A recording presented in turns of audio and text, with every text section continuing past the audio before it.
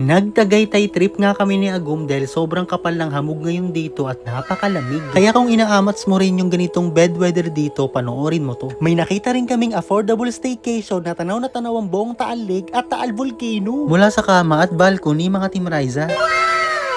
Ito nga guys ang ZMM Tagaytay Staycation sa SMDC Wind Residences.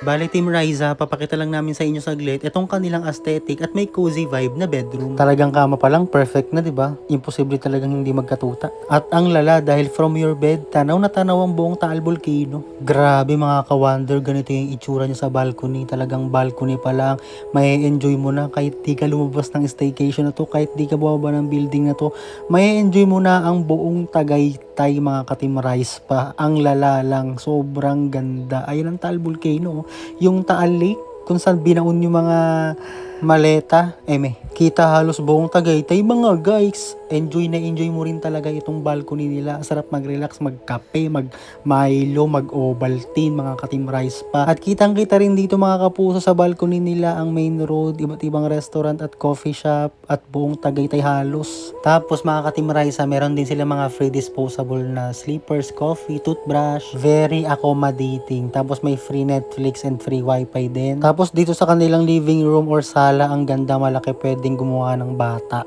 Ayan, maluwag siya, spacious, relaxing, aesthetic. At may TV din sa sala ha, in fairness ha, mayaman, oo. Tapos, lahat ng kitchen appliances nila gumagana at kompleto sila sa gamit sa kusina. Iuwi mo para matulpo ka. Tapos yung rep nila, malamig na agad yan. Pwede mag-video okay dahil may speaker, pero dapat naka-off para di magalit yung kapitbahay. Na-amaze talaga ako mga ka-A to Z dahil pagising ko nung umaga, ayan, zero bilibility. Itong baba at labas ng staycation dito mismo mga kapuso sa Tagaytay. Opo, sa kasalukuyang nakikita po natin na wala na talagang makita sa kalsada at sa ere. Hindi ko na rin matanaw Biki ang Taal Volcano, Taal Lake. Baka akalain nyo rito may nagsisiga. Hindi, walang amoy yan. Ganyang kaganda guys pag umuulan dito. Kaya nga naman napabulalo kami dito sa Chicks ni Otit sa restaurant ni Wilma Dasen pa rin. Dito yan sa Chicks ni Otit. Opo mga kapuso. Tapos nag-swimming kami after.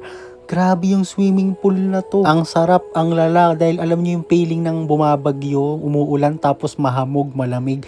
Tapos swimming ka pa din. Ang sarap lang sa pakiramdam. Ayan oh. Grabe, parang ibang bansa ang lala nito. May ganito pala talaga kagandang lugar, no? Anyway guys, ayun yung basketball court nila. Pwede mag-tennis, pwede mag-pickleball. May playground para sa bata. At may naglalakad na pa-orpop, pero umu-orpop din naman. Inaarte-arte nyo. Hindi kayo manahimik sa bahay nyo, mabagyo. Hindi, di ba masarap naman kasi talaga kapag ganito yung weather dito sa Tagaytay. Tipong mag-staycation kayo, magko-coffee shop kayo, maglalakad-lakad kayo, magmumuni-muni kayo dito sa Tagaytay ng ganitong weather. Ay, ang sarap. Look at this mga ka-Team Rice pa. Grabe mga guys, ang ganda talaga mga guys. Tapos sa mga may gustong mag-samgyup mga guys, dito lang yan malapit sa may likod lang ng building mismo nitong staycation mga guys. Iba't ibang kainan din ang meron dyan. Sarap talaga mag-food trip sa Tagaytay mga guys. After that, sumakay naman kami ng helicopter papunta dito sa isa pang coffee shop na sikat, which is itong Windmill or Crosswind. Ang ganda, grabe, parang Pasko na dito. Hindi kayo nag-iipon ng pera mga baklakan. Mga gastador, tapos pag wala nang laman yung bangko tsaka wallet, tulala. Ngiya mo na, basta mamamatay akong nakangiti. Cheers mga day. Kaya ayain nyo na yung mga mister nyo at mag-staycation at enjoyin man lang ang buhay sa kabila ng mga pagsubok. Diyos ko, wag puro stress. Ayoko na rin intindihin yung pag-iipon eh. Kung yayaman, bahala na. So let's try guys, ZMM Tagaytay Staycation. Direct message sa kanilang Facebook page, follow, like, and share the video.